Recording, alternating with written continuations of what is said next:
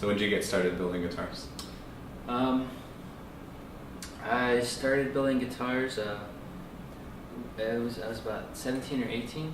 I remember like riding the bus home from high school, and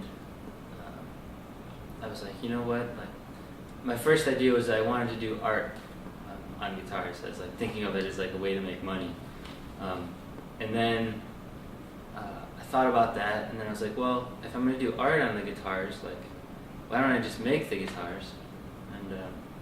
And that just started this huge like explosion of thoughts in my head. And I went to a library downtown in Chicago, and like asked the librarian if they had any books on guitar making, and she showed me like the aisle. And I look up, there's like a row of like 20 books on guitar making, from Spanish like guitar makers to like modern steel string makers.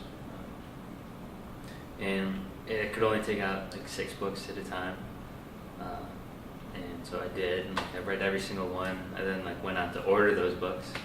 And so like the beginning of my like education was like self-taught, just like get as much information as I possibly could. The internet was huge, because nowadays most guitar makers are putting like blogs up and saying things that they found out. It's like an open source. The more knowledge, the more success. And I kept playing the guitar, and I was doing this on the side.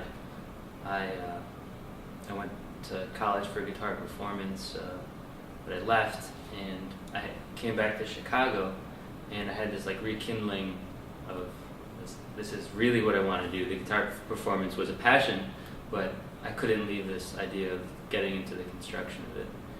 I met a violin maker in Chicago named Michael Darnton, and he's an amazing mix of qualities, because he is rooted in like the old tradition of violin making, where everything is done by hand. Like, there's no power tools, but he uses technology for information and as a tool, and he's just like a genius.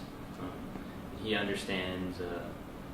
He doesn't copy things. Like when he's building a violin, he knows the process so well that he can build a copy, but he does it in the style. It's not like he's just looking at something and copying it. He's not building a literal it. Copy, but like, yeah, he's building it like as Strad would have done. Yeah. And so being kind of under his wing for 3 years, I did everything the way he did it, and he's just a machine. The way that he can make a violin in like a week, it's unbelievable to watch him work. He's just so efficient, and so he's just the main inspiration that I have. And whenever I have questions, he's the first person I go to. So I took everything that I learned there from restoration work. A lot of our work was taking instruments that didn't work after like the golden age of violin making. There were all these schools that copied what they were doing, but they copied things without going back to the roots and really understanding what they did. They did the opposite of what Michael does, where they just look at something and copy it. So as a result, there are all these schools of violin makers. They're very, very pretty, and they're expensive and valuable instruments because they're so old, but they don't really work. They don't sound good. So there's a lot. That's what keeps restoration and violin shops open, is because there are all these instruments that exist that you need to open up and alter and make right. So that was pretty much what I did with Michael, as well as learn how to make violins.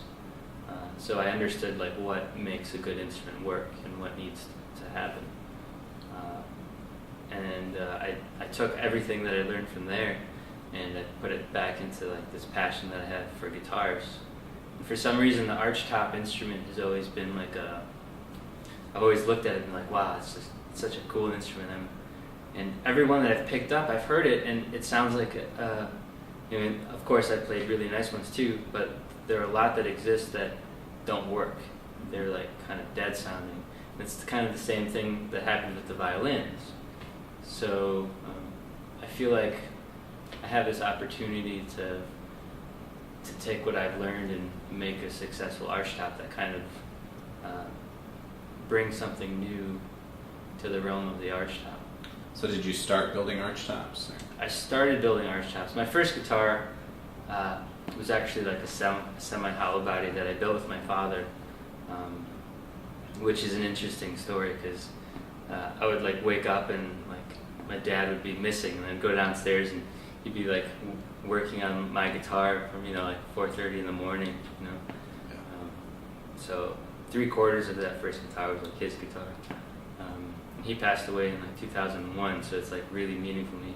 It's part of the reason why I keep doing this, because it's like, I remember him being so happy, like, and that's how I feel when I do it. It's like a complete zen, like, it's like when you play music, you get lost in your thoughts, and it's like a wonderful feeling. It's like relaxation.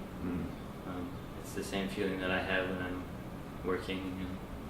Right now I work by myself, so sometimes when I don't have music on, I get lost, Yeah. But it's good. And then you have to put the music back on. Yeah.